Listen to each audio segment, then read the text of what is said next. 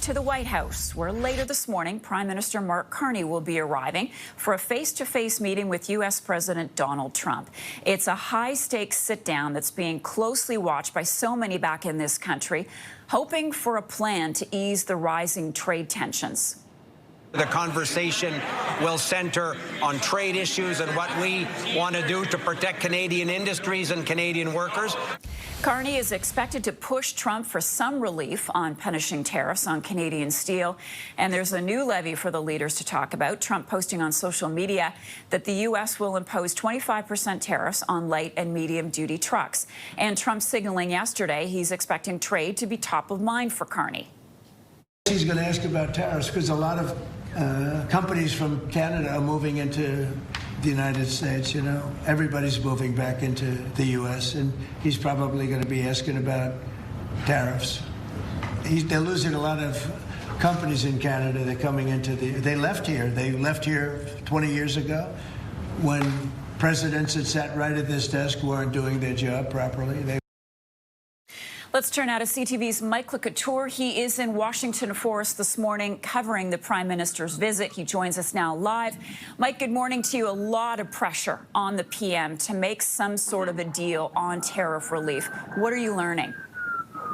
Yeah, I mean, certainly he's feeling that pressure from Pierre Poilievre, the Conservative leader and leader of the opposition in the House of Commons, yesterday writing a letter to him saying that he needs to come back with a negotiated win, something that he had promised during the election campaign. And, you know, we are hearing that there's cautious optimism on the Canadian side that maybe this meeting can lead in some way to some relief on steel tariffs. Now, those are punishing Canadian steel companies at 50% right now, that levy that is being put on any Canadian steel that is going into the United States. So that is expected to be part of the conversation here. And of course, trying as much as possible to make sure that Canada gets across what they want. Now, the other thing that I think is interesting here, Marcia, is the fact that Tim Hodgson is the Minister of Natural Resources and Energy. He was a late addition to the delegation yesterday evening. So expect energy and natural resources to be part of the conversation as well.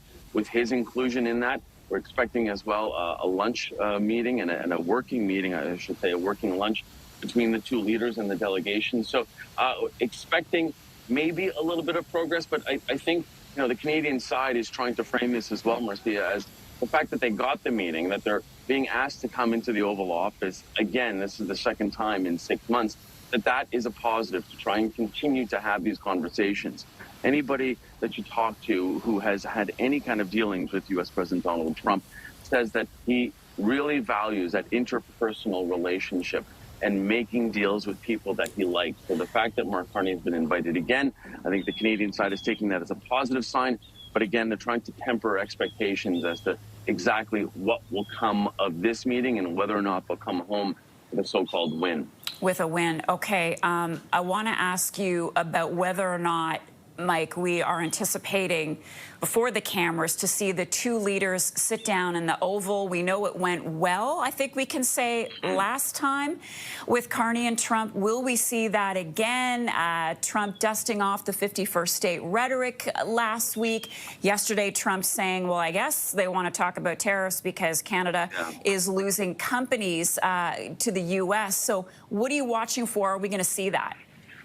Yeah, we will have that photo op, as they call it, or they call it a spray. And normally that sort of references a quick in and out of the cameras, but we know during the Trump administration, it is anything but quick. It often turns into an extended press conference with a number of questions coming from all sides, Canadian and American delegations. So we're expecting the two men to be in there. And as you referenced the last time, I think the Canadian side felt that it went very well because Carney was able to talk about the whole question of 51st state and saying some things are not for sale, like the White House behind me, like Buckingham Palace, and trying to basically soften that tone. And it was only, as you mentioned last week, that talk of 51st state came back. We hadn't heard about it in a little while. But it'll be interesting as well, Marcia. I think that when people are watching this, last time, a lot of the questions were from the Canadian side because we obviously wanted to know whether or not Canada could get any relief on tariffs or how that meeting would go. But this time, this is one of the first times he's going to be meeting in the Oval Office